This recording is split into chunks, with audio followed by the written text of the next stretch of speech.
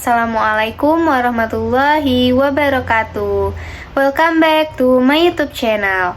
Balik lagi sama aku Dinda Fahmi Rahmania dari Prodi PGSD Universitas Bengkulu kelas 1C dengan NPM A1G022049. Nah, jadi ini adalah video ke-8 aku sesuai dengan tugas mata kuliah pengelolaan pendidikan dengan dosen pengampu Bapak Dr. Muhammad Kristiawan MPD. Nah, pada bab 8 kali ini aku akan membahas mengenai manajemen kurikulum. Nah, jadi disimak sampai habis ya videonya, dan juga jangan lupa tonton video-video aku sebelumnya. Nah, dan juga jangan lupa like, comment, share, dan subscribe. Nah, kita langsung aja masuk ke pembahasan materinya ya guys.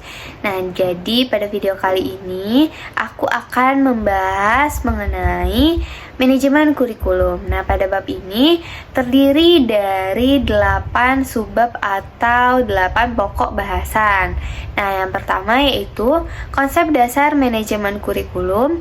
Yang kedua, ruang lingkup manajemen kurikulum. Yang ketiga, prinsip dan fungsi manajemen kurikulum. Yang keempat, komponen kurikulum. Yang kelima, perencanaan kurikulum. Yang keenam, model implementasi kurikulum. Yang ketujuh, pengembangan isi kurikulum. Dan yang kedelapan, evaluasi kurikulum. Nah, jadi jangan lupa disimak sampai habis videonya ya, dan jangan lupa dipahami dan dicatat. Nah, kita langsung aja masuk ke materi yang pertama, yaitu konsep dasar manajemen kurikulum. Nah, kalian tahu nggak sih manajemen kurikulum itu apa? Sini aku jelasin. Jadi, manajemen kurikulum merupakan sistem pengelolaan atau penataan terhadap kurikulum secara kooperatif, komprehensif, sistemik, dan sistematik yang dijadikan acuan oleh lembaga pendidikan dalam rangka mewujudkan ketercapaian tujuan kurikulum atau tujuan pendidikan. Jadi, itu dia manajemen kurikulum. Kita lanjut ke materi yang kedua, yaitu mengenai ruang lingkup manajemen kurikulum. Nah, apa aja sih ruang lingkup manajemen kurikulum itu? Nah, ruang lingkup manajemen itu terdiri dari dua, yaitu KTSP dan MBS. Yang pertama yaitu KTSP. KTSP atau kurikulum tingkat satuan pendidikan. KTSP lebih mengutamakan untuk merealisasikan dan merelevansikan antara kurikulum nasional atau standar kompetensi atau kompetensi dasar dengan kebutuhan daerah dan kondisi sekolah yang bersangkutan, sehingga kurikulum tersebut merupakan kurikulum yang integritas dengan peserta didik maupun lingkungan di mana sekolah itu berada. Nah, itu dia yang bagian KTSP. Yang kedua yaitu MBS atau manajemen mutu berbasis sekolah. Manajemen peningkatan mutu berbasis sekolah merupakan pendekatan baru dalam pengelolaan pendidikan yang lebih menekankan pada kemandirian dan kreativitas sekolah atau satuan pendidikan. Pelaksanaan fungsi manajemen sekolah membutuhkan keterpaduan yang utuh antara input, proses, dan output. Ketiga aspek tersebut menjadi indikator mutu pendidikan yang apabila tercapai dengan baik, penerapan MBS dapat dikatakan berhasil. Jadi itu dia ruang lingkup dari manajemen kurikulum. Kita lanjut ke materi yang ketiga, yaitu mengenai prinsip dan fungsi manajemen kurikulum. Yang pertama kita akan membahas mengenai prinsip dulu nih. Nah, prinsip kurikulum menurut Sanjaya 2009, agar kurikulum dapat berfungsi sebagai pedoman, maka ada sejumlah prinsip dalam proses pengembangannya, yaitu yang pertama, prinsip relevansi. Ada dua macam relevansi, yaitu relevansi internal dan eksternal. Prinsip yang kedua yaitu prinsip fleksibilitas. Nah, prinsip yang ketiga yaitu prinsip kontinuitas, yang keempat efektivitas, dan yang kelima efisiensi. Jadi itulah prinsip-prinsip dari kurikulum. Nah, yang kedua yaitu fungsi manajemen kurikulum. Menurut Rusman 2011, fungsi manajemen kurikulum antara lain ada 5. Yang pertama yaitu meningkatkan efisiensi pemanfaatan sumber daya kurikulum. Yang kedua, meningkatkan keadilan dan kesempatan pada siswa untuk mencapai hasil yang maksimal. Yang ketiga yaitu meningkatkan relevansi dan efektivitas belajar sesuai dengan kebutuhan peserta didik maupun lingkungan sekitar. Yang keempat, meningkatkan efektivitas kerja guru maupun siswa. Dan yang kelima, meningkatkan partisipasi masyarakat dalam pengembangan kurikulum. Jadi itu dia prinsip dan fungsi manajemen kurikulum. Udah paham kan? Dan jangan lupa dicatat juga ya. Nah, kita bahas materi yang keempat yaitu komponen kurikulum. Menurut Sanjaya 2009, komponen-komponen yang membentuk sebuah kurikulum adalah sebagai berikut. Yang pertama yaitu tujuan yang ingin dicapai oleh pendidikan. Komponen tujuan berhubungan dengan arah atau hasil yang ingin dicapai atau diharapkan. Nah, komponen yang kedua yaitu isi kurikulum. Isi kurikulum menyangkut semua aspek baik yang berhubungan dengan pengetahuan maupun materi pelajaran.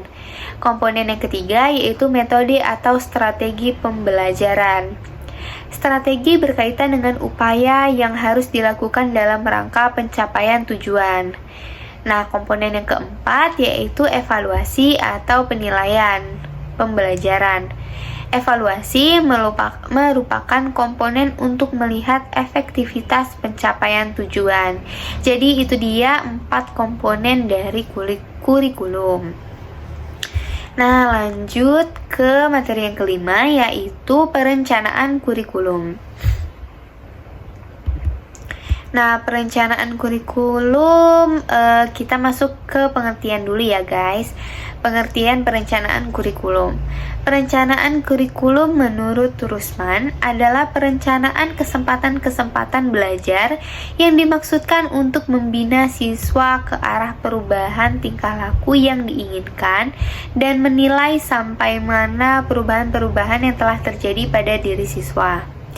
Perencanaan kurikulum berfungsi untuk sebagai pedoman atau alat manajemen yang berisi petunjuk tentang jenis dan sumber individu yang diperlukan, media pembelajaran yang digunakan, sumber biaya, tenaga, dan sarana serta prasarana yang diperlukan, sistem monitoring dan evaluasi, serta unsur-unsur ketenaga kerjaan yang diperlukan untuk pencapaian tujuan kurikulum. Jadi itu dia pengertian dari perencanaan kurikulum. Nah, kita masuk ke perumusan tujuan kurikulum. Menurut Rusman 2011, terdapat 3 sumber yang mendasari perumusan tujuan kurikulum, yaitu yang pertama sumber empiris, yang kedua sumber filosofis, dan yang ketiga sumber bahan pembelajaran. Nah, kita masuk yang ketiga yaitu landasan perencanaan kurikulum.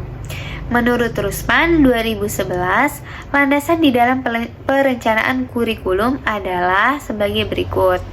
Ada 3 nih. Yang pertama, kekuatan sosial, yang kedua, perlakuan pengetahuan, dan yang ketiga, pertumbuhan dan perkembangan manusia. Jadi itu dia perencanaan kurikulum yang terdiri dari pengertian perencanaan, perumusan tujuan kurikulum, dan landasan perencanaan kurikulum. Kita lanjut ke materi yang keenam yaitu model implementasi kurikulum. Miller dan Seller 1985 menggolongkan model implementasi kurikulum menjadi 3 bagian, yaitu yang pertama CBAM atau The Concern Based Adaptation Model merupakan sebuah model yang dilakukan dengan mengidentifikasi tingkat kepedulian guru terhadap sebuah inovasi kurikulum. Nah, yang kedua yaitu model Letwood. Model ini memfokuskan pada guru. Asumsi model ini adalah yang pertama, setiap guru mempunyai kesiapan yang berbeda.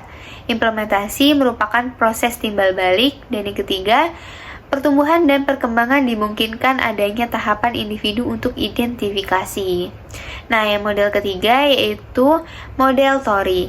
Model ini untuk mengunggah masyarakat mengadakan perubahan. Dengan model ini diharapkan adanya minat guru untuk memanfaatkan perubahan. Jadi itu dia ketiga model implementasi kurikulum.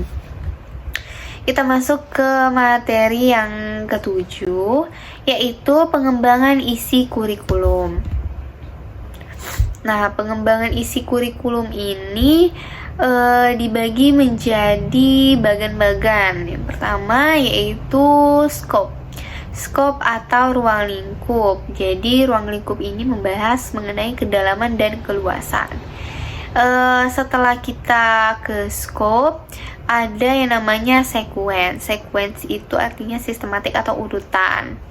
Nah, di bawah sequence ada kronologis, kausal, struktural, logis, psikologis, dan spiral.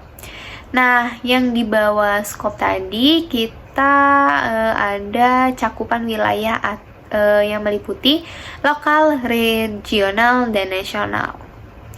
Di bawah cakupan wilayah, kalian bisa lihat sendiri ada sifat isi. Nah, sifat isi ini terdiri dari fakta, konsep, prinsip, generalisasi. Nah, yang setelah sifat isi kita masuk ke organisasi bahan, setelahnya kita ke integrate, dan setelahnya kita tak ada batas, yaitu mata pelajaran.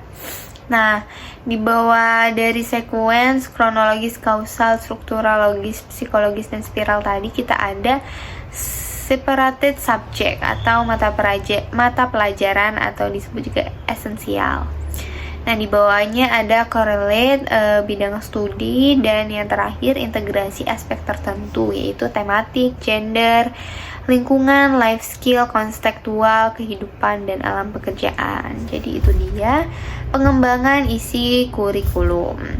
Kita masuk ke materi yang ke-8, yaitu evaluasi kurikulum. Nah, evaluasi kurikulum merupakan pemeriksaan secara terus-menerus untuk mendapatkan informasi yang meliputi siswa, guru, program pendidikan, proses pembelajaran untuk mengetahui tingkat perubahan siswa dan ketepatan keputusan tentang gambaran siswa dan efektivitas program. Yang dievaluasi yaitu yang pertama, proses analisis kebutuhan dan kelayakan, yang kedua, proses perencanaan dan pengembangan, yang ketiga, proses implementasi atau pelaksanaan, dan yang keempat, proses evaluasi kurikulum dan proses perbaikan kurikulum. Jadi itu dia guys materi-materi yang dapat kita bahas pada bab 9 yaitu manajemen kurikulum ini. Semoga bermanfaat untuk kita semua, dan jangan lupa untuk dicatat dan dipahami materinya ya guys. Jika ada pertanyaan silahkan bertanya di kolom komentar. Jadi itu saja yang dapat saya sampaikan. Bila ada salah kata saya mohon maaf. Saya akhiri. Wassalamualaikum warahmatullahi wabarakatuh. Dadah, sampai jumpa di video selanjutnya.